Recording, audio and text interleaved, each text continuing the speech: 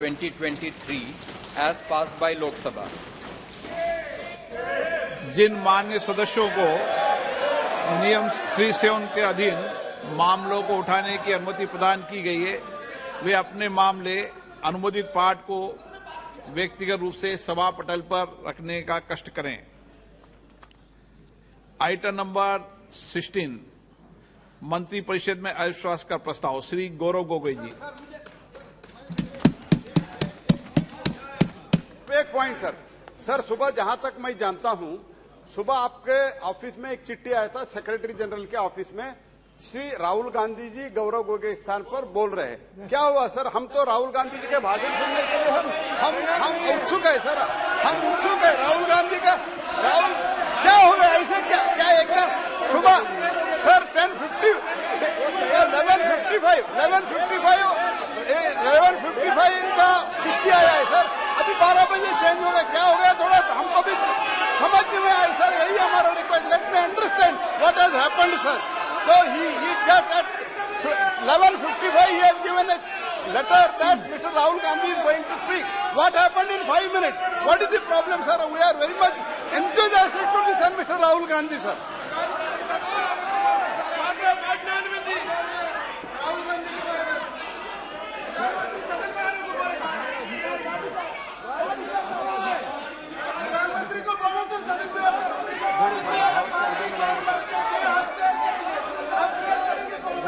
House को order में ले।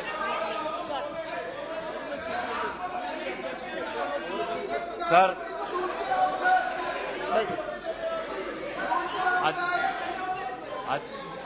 श्री गौरव गोगोई जी। अध्यक्ष महोदय, आपके दफ्तर में अगर क्या हो रहा है, क्या दरखास्त दी गई है, आप खुद ही, आप इस सदन के रक्षक हैं। आपके दफ्तर के अंदर क्या बातचीत हुई है? क्या हम बताएं कि प्रधानमंत्री मोदी जी ने आपके दफ्तर के अंदर क्या क्या बातें की हैं? हम नहीं कहते। कोविड के चाहिए माननीय अध्यक्ष जी, बताना चाहिए। बताइए, एक गंभीर आरोप है माननीय अध्यक्ष जी, बताइए।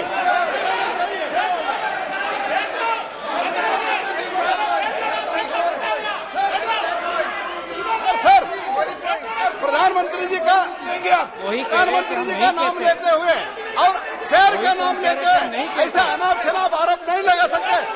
वो उनको बताना चाहिए। दफ्तर में जो बात हम आपके विश्वास में रखते हैं और आप जो बात हमें कहते हैं उसकी भी विश्वसनीयता हम बचा के रखते हैं। एक मिनट आप सब एक मिनट बैठिए। एक मिनट मैं बैठा हूं ना। माननीय सदस्य, कभी भी कोई भी विषय, ये मेरा चेंबर भी सदन है, आप जानते हैं, वरिष्ठ नेता हैं, कभी भी ऐसी टिप्पणी नहीं करना चाहिए जिसका कोई तथ्य और सत्य ना हो। मेरा कहना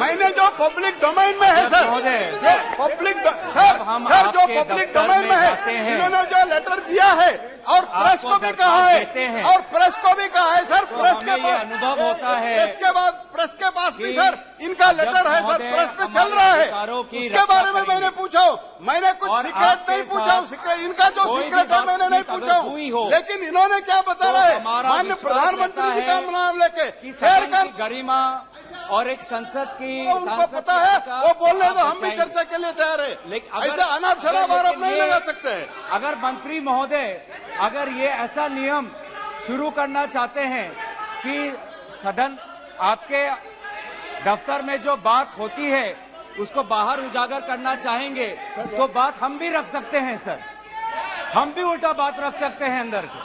तो इस प्रकार के आप संसदीय मंत्री हैं, आप इस पब्लिक डोमेन में, please understand, it is in the public domain, it is in the media, it is in the social media, what are you talking? हमारे अध्यक्ष महोदय के दफ्तर में जो बातें करते हैं उसको इस प्रकार से आप उसका उल्लंघन मत करिए। आप संसदीय मंत्री हैं, आप तो अपना कर्तव्य याद रखिए। आपका लेटर पब्लिक डोमेन में है। कर्तव्य याद रखिए, आप तो अपना कर्तव्य याद रखिए। अध्यक्ष महोदय, अब एक मिनट, महत्वपूर्ण विषय पर चर्चा कर रहे हैं। कोई भी ऐसा, हम इस सदन की गरिमा के अनुसार बोले, सदन की परंपराओं के अनुसार बोले। अविश्वास प्रस्ताव एक गंभीर प्रस्ताव है, तो मेरा सभी सदस्यों से आग्रह है कि वह चर्चा को गंभीरता से करें तो उचित रहेगा। गौरव गोगोई जी। अध्यक्ष महोदय, मैं इस प्रस्ताव को आपके समक्ष रखता हूं और आपकी अनुमति की अपेक्षा करता हूं कि मैं अपना वक्तव्य रखूं। अध्यक्ष महोदय, मैं सबसे पहले आपका आभार प्रकट करता हूं कि आपने इंडिया अलायंस के इस अविश्वास प्रस्ताव को आपने स्वीकार किया।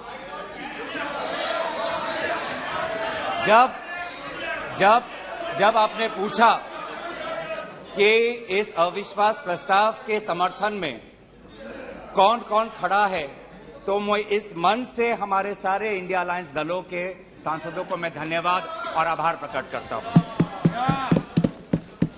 सर, ये अविश्वास प्रस्ताव हमारी मजबूरी है। ये हमारी मजबूरी है कि हम अविश्वास प्रस्ताव हमें लाना पड़ा, क्योंकि ये बात कभी भी संख्या की नहीं थी। ये बात हमेशा इंसाफ की थी, मणिपुर के इंसाफ की। आप पहले प्रस्ताव रख दो आप पहले। सर, प्रस्ताव मैंने आपसे अनुमति मांगा, मैं प्रस्ताव आगे करता हूं। मैंने शुरुआत में उनकी अनुमति मांगी। ये इंसाफ मणिपुर की है, मणिपुर के लिए है। इंसाफ है। मैं पढ़ूं महोदय, मैं निम्नलिखित प्रस्ताव पेश करता हूं कि ये सभा मंत्री परिषद में विश्वास का भाव व्यक्त करती है। सर, अध्यक्ष महोदय, ये अविश्वास प्रस्ताव मणिपुर के लिए हम लाए हैं, इंडिया अलायंस, क्योंकि मणिपुर आज इंसाफ मांगता है। मणिपुर का युवा इंसाफ मांगता है, मणिपुर की बेटी इंसाफ मांगती है, मणिपुर के किसान इंसाफ मांगते हैं, मणिपुर के छात्र इंसाफ मांगते हैं। और मार्टिन लूथर किंग ने कहा है, मार्टिन लूथर किंग ने कहा है कि अगर कहीं भी नाइंसाफी हो तो वो हर जगह के लिए इंसाफ का खतरा बन सकता है। Injustice anywhere is a threat to justice everywhere.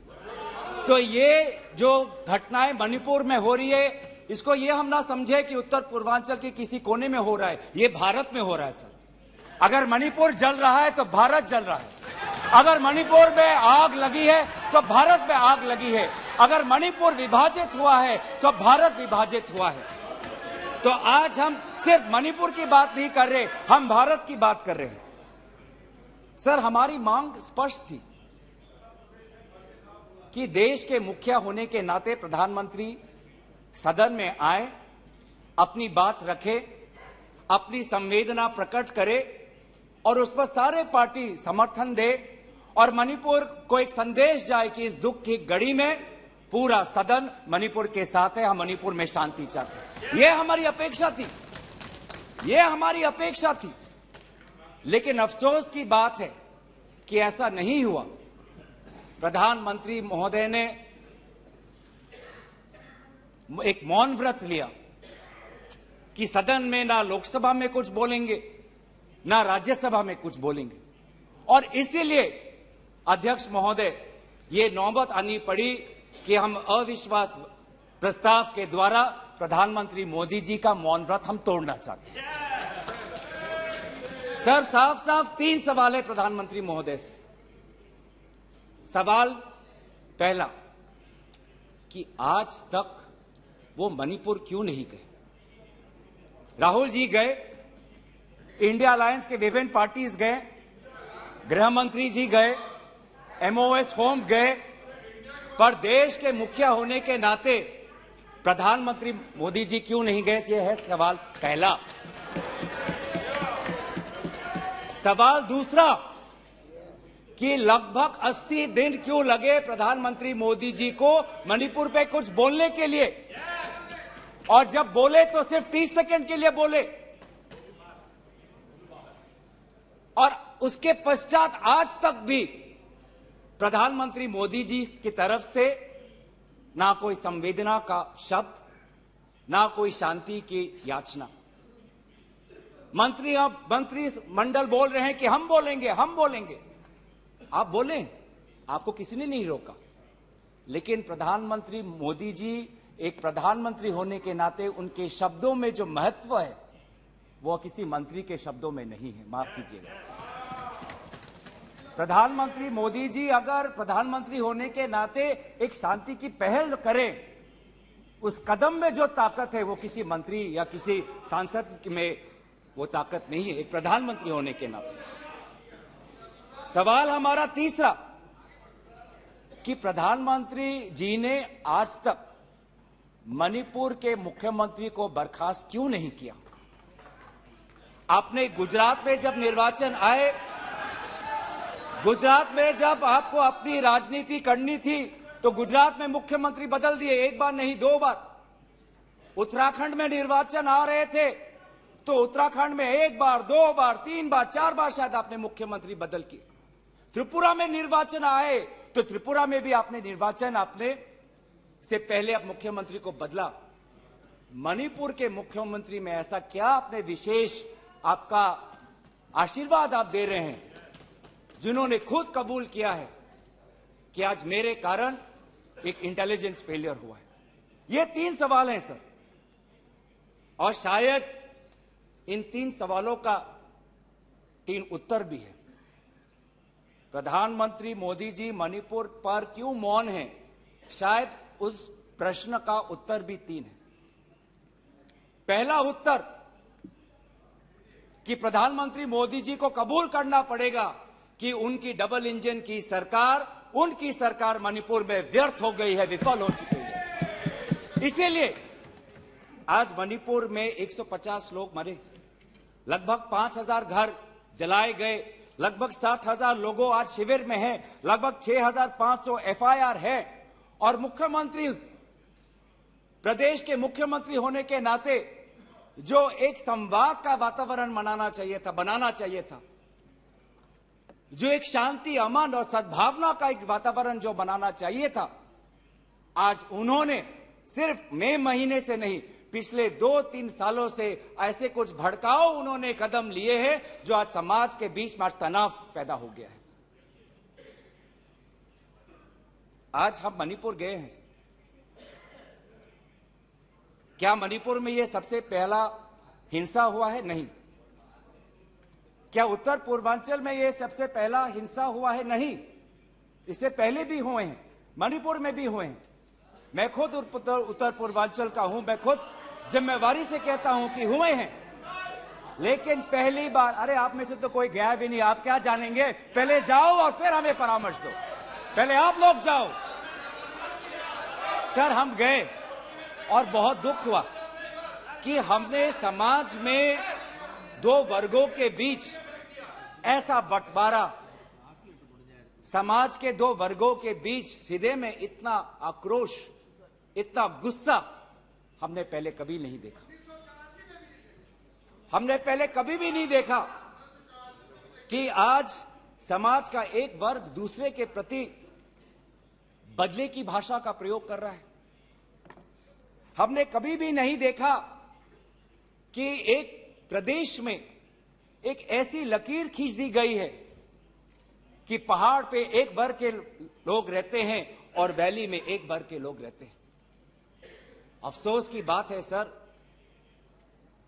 कि जो सरकार एक इंडिया की बात करती है, आज उन्होंने 2 मणिपुर आपने बना दिए हैं। आपके राजनीति से 2 मणिपुर आज बन गए। मैं मणिपुर के मुख्यमंत्री को, इस सदन से पूर्व प्रधानमंत्री वाजपेयी जी की राजधर्मों को याद करने के लिए सलाह दूंगा, जिन्होंने कहा कि राजा के लिए, शासक के लिए प्रजा में भेद नहीं हो सकता, ना जन्म के आधार पर, ना जाति के आधार पर, ना समुदाय के आधार पर। सर आज इस माहौल में अगर सबसे ज्यादा पीड़ा किसी को झेलना पड़ा है तो महिलाओं और बच्चों को।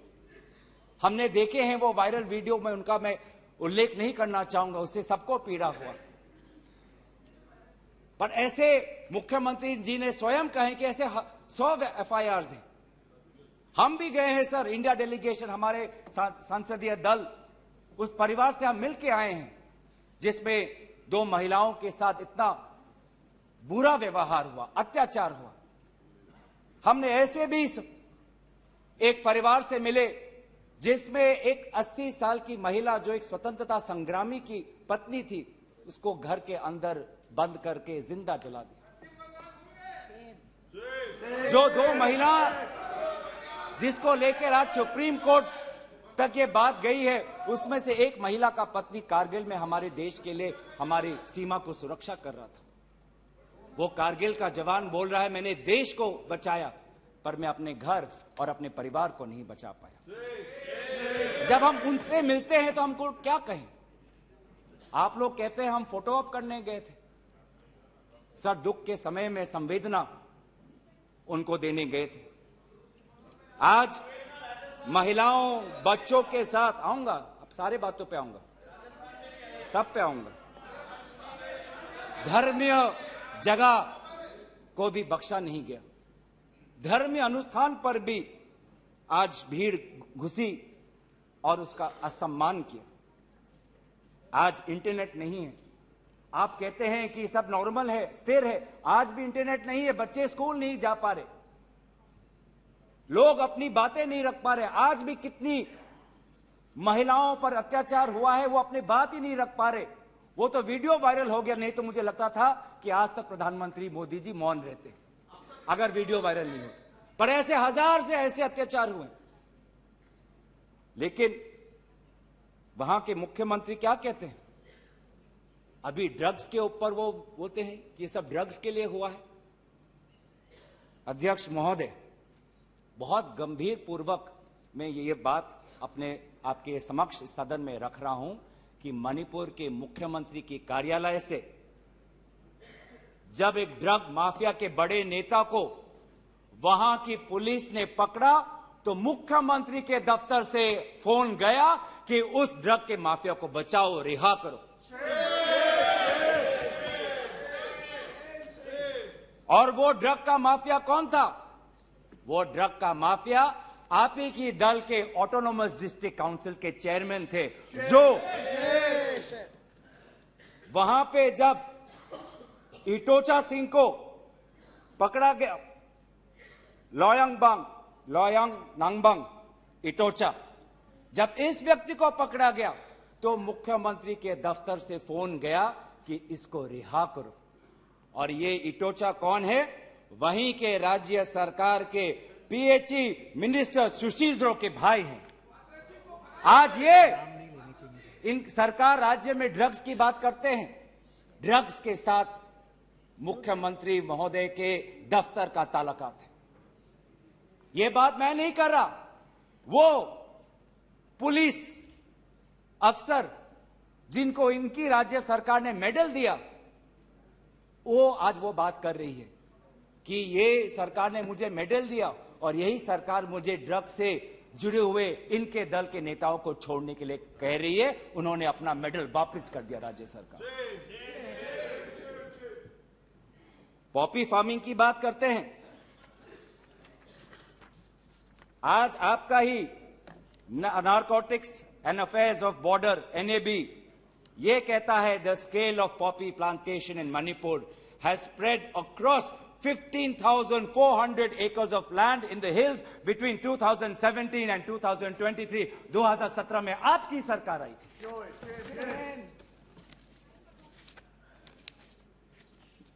आज इंडियन फॉरेस्ट सर्वे रिपोर्ट 2021 में कहता है that within 2 years time the forest area of Manipur has decreased by 248.63 square kilometers। ये आपके सरकार के नजर के सामने वहां के जंगलों को काटा जा रहा है और पॉपी फार्मिंग को बढ़ावा दिया जा रहा है। गृह मंत्री ड्रग्स को लेकर बार बार वक्तव्य देते हैं, लेकिन गृह मंत्री महोदय आपको भी पता है कि पिछले 5-6 सालों में ड्रग्स की ये समस्या कमी नहीं, थमी नहीं, बढ़ती जा रही है। लगभग 2017 में NCRB का डेटा है 1113 केसेस, 2021 में 3611। तो ड्रग्स की समस्या आज बढ़ती जा रही है। तो कहीं ना कहीं प्रधानमंत्री जी चाहते हैं कि वो मौन रहे ताकि उनकी राज्य सरकार की छवि धूमिल ना हो, क्योंकि उनको छवि से लगाव है। चाहे लोगों पे अत्याचार हो, ड्रग्स की समस्या बड़ी हो, ये उनके लिए महत्व नहीं रखता। पर जैसे कि मैंने कहा कि उनके मौन रहने का कारण 3 है, अभी तो मैंने सिर्फ एक कारण का उजागर किया। और दूसरा कारण यह है, और बहुत मैं सम्मानपूर्वक ये बात कहना चाहता हूं, दूसरा कारण प्रधानमंत्री मोदी जी का मौन रहने का यह है कि आज भारत केंद्र सरकार का गृह विभाग और राष्ट्रीय सुरक्षा सलाहकार आज विफल हुए हैं। क्या हो रहा है मणिपुर में? 5000 से ज्यादा हथियार आज लोगों के हाथों में है। लगभग 35 पुलिस स्टेशंस में भीड़ वहां जाकर वहां से हथियार अपने साथ ले जाते हैं। कभी आप जितने भी राज्यों का आपने जो उजागर किया है, कभी ऐसी स्थिति देखी है कि 2 महीनों में एक भीड़ पुलिस थाने में जाकर, पुलिस ट्रेनिंग कॉलेज में जाकर वहां पे जो हथियार है वो लेके जाती है? क्या क्या हथियार ले गए हैं? क्या क्या हथियार लूट के ले गए हैं?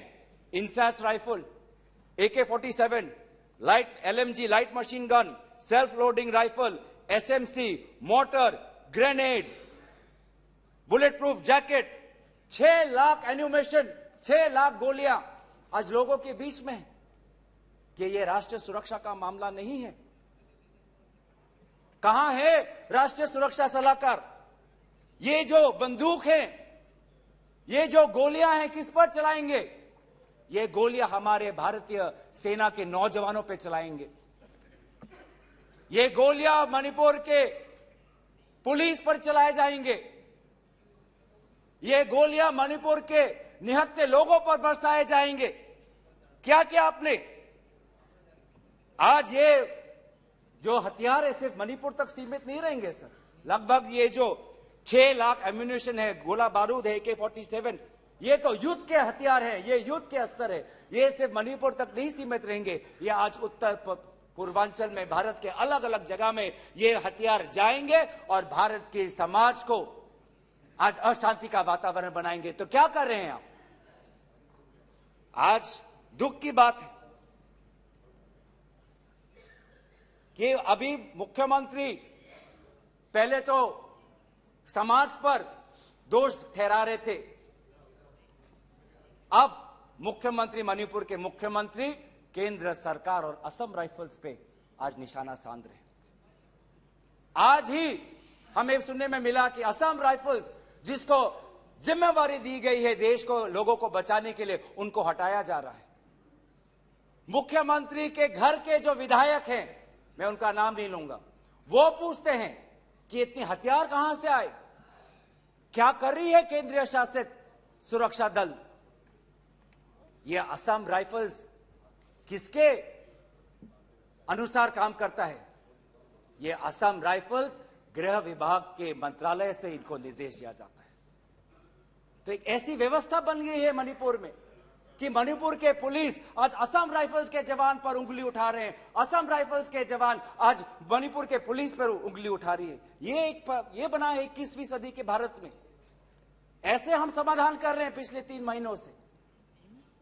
आज सुप्रीम कोर्ट ने जो जांच कमेटी बैठाई, उससे साफ साफ साबित होता है कि सुप्रीम कोर्ट ने भी आज केंद्र सरकार और राज्य सरकार के जो काम है उसको स्वीकार नहीं किया है। आज इसीलिए कमेटी बैठाई गई है। मैं पूछना चाहूंगा कि गृह मंत्री, आपने एक 51 मेंबर्स का कमेटी बैठाया, कितने बार वो कमेटी बैठी? आप 3 दिन थे, आप वहां पे गए, 51 आपने एक पीस कमेटी बैठाई, अच्छी बात है, लेकिन वो कमेटी आज तक असफल रही।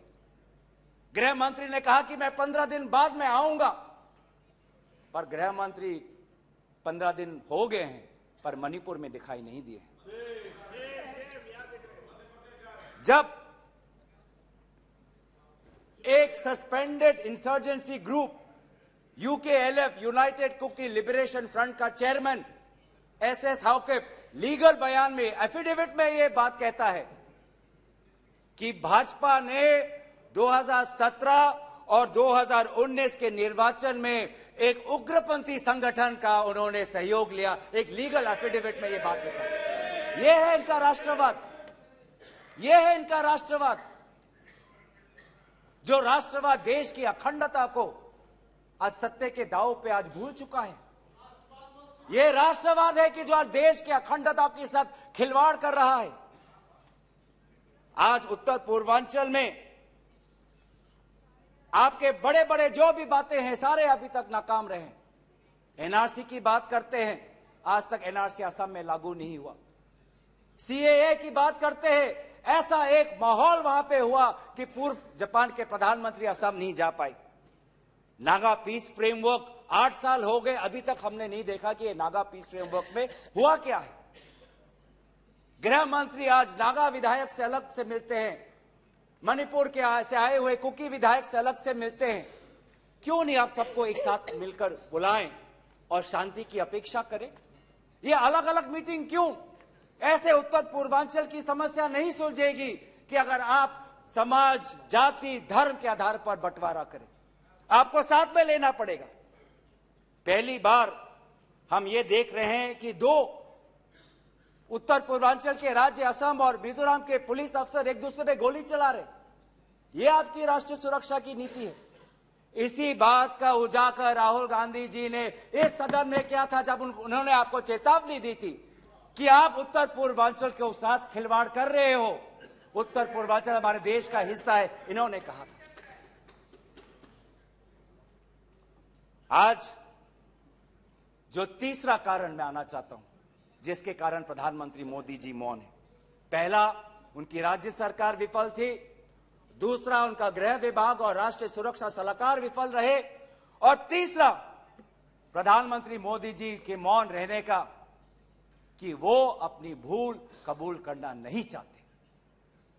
अगर वो बोले तो कि उनकी चूक हुई है राज्य सरकार से, तो ये भूल वो कभी जनता के सामने कबूल नहीं करना चाहते, मौन रहना पसंद करते हैं। और यह पहली बार नहीं हुआ है, यह पहली बार नहीं हुआ है जब भारत के स्वर्ण पदक लाने वाले कुश्ती के महिला खिलाड़ी जब सड़क पे जब विरोध कर रहे थे तो प्रधानमंत्री मौन थे।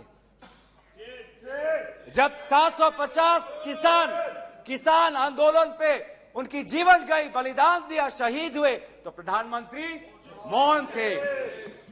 जब 2020 में दिल्ली में रायट्स हुए, दंगे हुए, पर विदेश के एक सरकार के नेता आए थे, उस समय भी प्रधानमंत्री मौन थे। जब अडानी पर इसी सदन में राहुल गांधी जी ने प्रधानमंत्री मोदी जी से सवाल किया कि कितने बार अडानी जी एक विशेष कंपनी को प्रधानमंत्री के साथ जाने पर उनको सुविधा हुआ, तो प्रधानमंत्री मोदी जी मौन थे। जब हम बार बार पूछते हैं,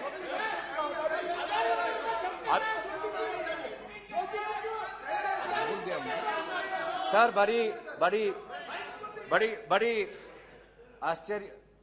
आश्चर्य की बात है कि सर कि अभी तक मैंने प्रधानमंत्री का नाम लिया, अभी तक मैंने मुख्यमंत्री का नाम लिया, अभी तक मैंने गृह मंत्री का नाम लिया, अभी तक इनकी तरफ से विरोध नहीं आया, लेकिन जब एक विशेष कंपनी के मालिक का नाम लिया तो ये सारे मंत्री और सांसद खड़े हो गए।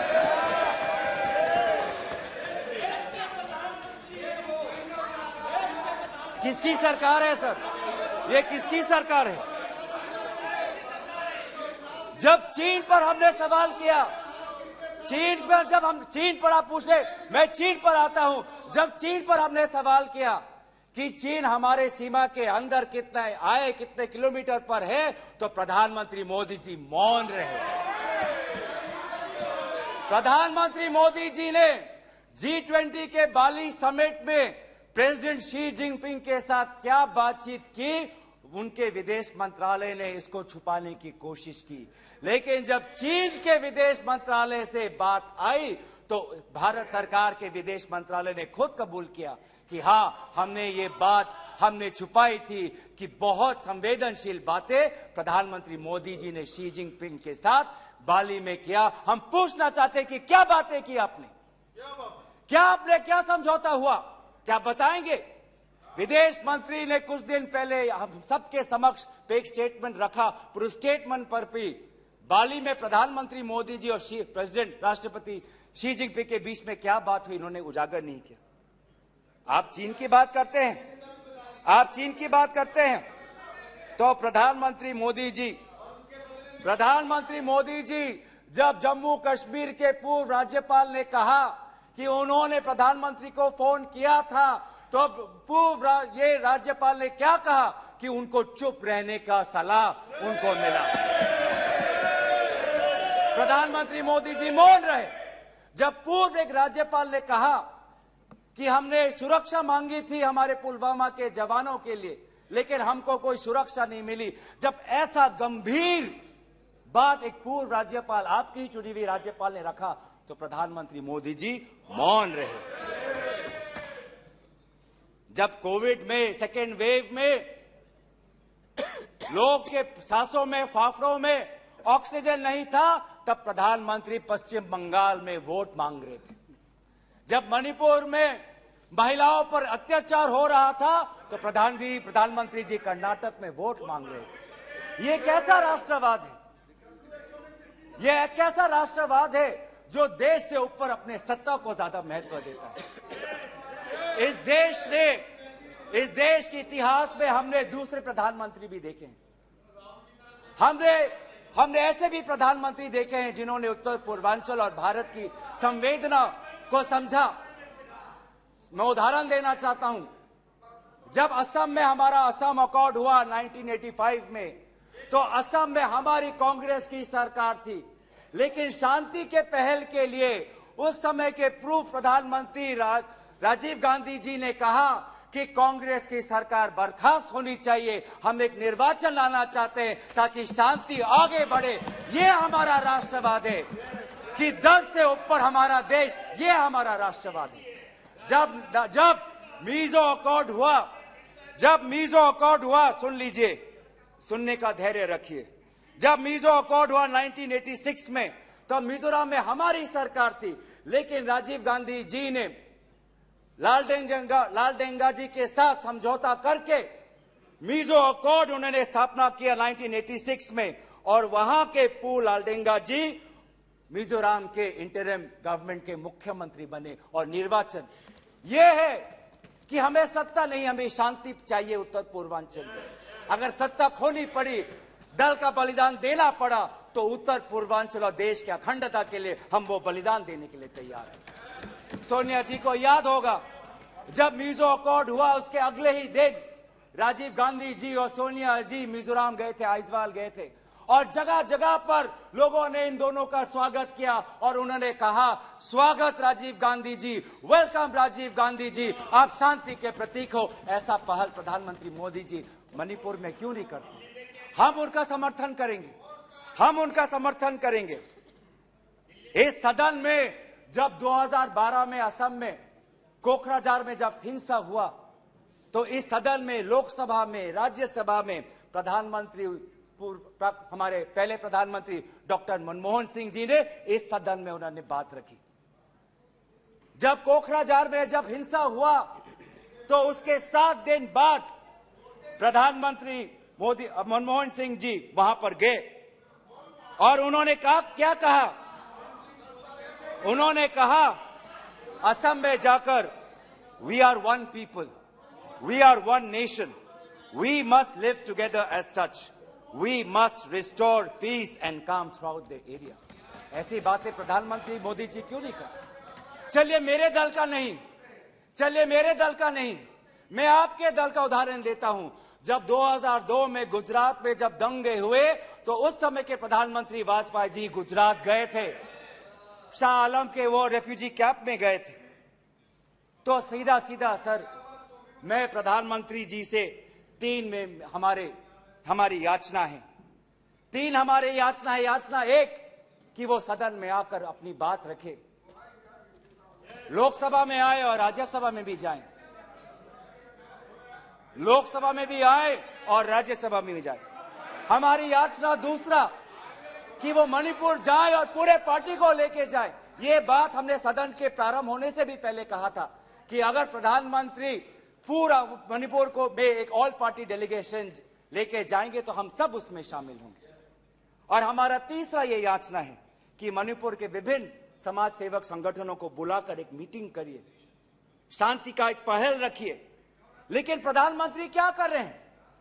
प्रधानमंत्री आज इंडिया अलायंस को बदनाम करने में तुले हैं, देश के नाम को आज बदनाम करने में तुले हैं। अफसोस की बात है, अफसोस की बात है, जब आप पॉपुलर फ्रंट ऑफ इंडिया की बात करते हैं, इंडिया मुजाहिदीन की बात करते हैं, ईस्ट इंडिया कंपनी की बात करते हैं, तो हम इंडियन इंस्टीट्यूट ऑफ टेक्नोलॉजी की बात करते हैं, हम इंडियन स्पेस रिसर्च ऑर्गेनाइजेशन की बात करते हैं, हम इंडियन पुलिस फोर्स की बात करते हैं, हम इंडियन एयरफोर्स की बात करते हैं।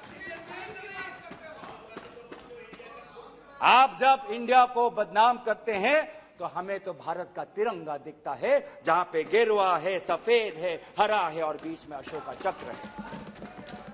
आज नफरत एक हथियार बन चुका है, नफरत एक हथियार बन चुका है वोट जीतने के लिए।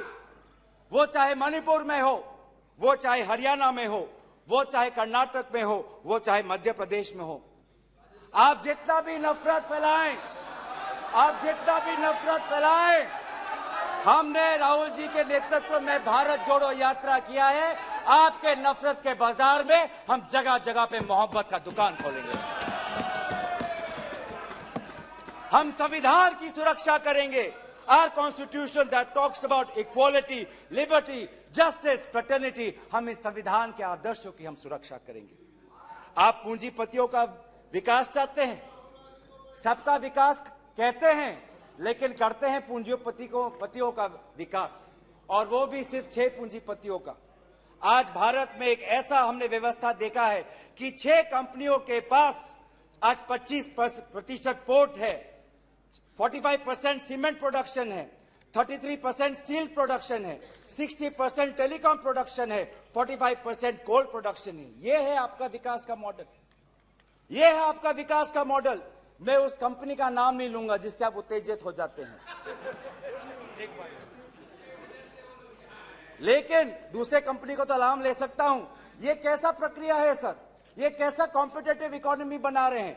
जब अप्रैल 2030 में श्री सीमेंट संघी इंडस्ट्रीज को खरीदना चाहता है तो जून में ही श्री सीमेंट पर आईटी का डिपार्टमेंट का रेड होता है, और जुलाई 2023 में श्री सीमेंट एक्विजिशन से बाहर निकलता है, और अगस्त में अडानी का अंबुजा सीमेंट संघी इंडस्ट्री को खरीदता है। ये इकोनॉमी बना रहे हैं, ऐसा इकोनॉमी आप बनाएंगे?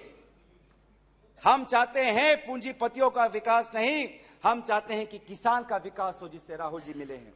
हम चाहते हैं वो मैकेनिक का विकास हो जिससे राहुल जी मिले हैं। हम चाहते हैं वो फैक्ट्री वर्कर का विकास हो जिससे हमारे पास आते हैं, वो स्मॉल बिजनेस, वो ट्रेडर्स जो हमारे पास आते हैं, हम उनका विकास चाहते हैं। आप गरीबों की बात करते हैं, आपने गरीबों के साथ विश्वासघात किया है। आज टमाटर 2050 केजी में, पेट्रोल 102 लीटर का, एलपीजी 1200 रुपए सिलेंडर का, मिल्क आज दूध के दाम पे।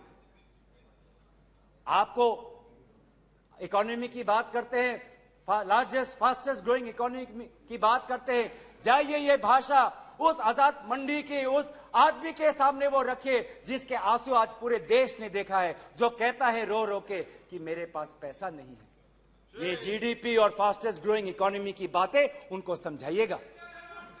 आजादपुर मंडी में राहुल जी गए, आप किसान की बात करते हैं, आपके डेटा में आज हमको मिला है कि लगभग 10,000 किसानों ने आत्महत्या कर दी है, जिसमें से किसान है, श्रमिक है, कल्टीवेटर्स है। ये है पार्लियामेंट में आज उत्तर आता है कि एमजीएनरेगा में 5 करोड़ लोगों को आज एमजीएनरेगा से बाहर कर दिया है। ये आपका विकास है? तो सर ये आप गरीबों पे विश्वासघात करिए, हम राजस्थान की तरह देश में महंगाई में हम राहत लाएंगे। आप आदिवासियों में अत्याचार करें, हम आदिवासी छात्र, महिलाओं और एनजीओ के साथ हम भारत को हम जोड़ेंगे और इंडिया को जिताएंगे। India that is a union of states we will protect and we will win. जो 2024 में भारत जीतेगा, इंडिया जीतेगा। इतना अहंकार मत करिए। इन्हीं बातों के साथ मैं अपना प्रस्ताव यहीं पे रखता हूं। धन्यवाद। निशिकांत दुबे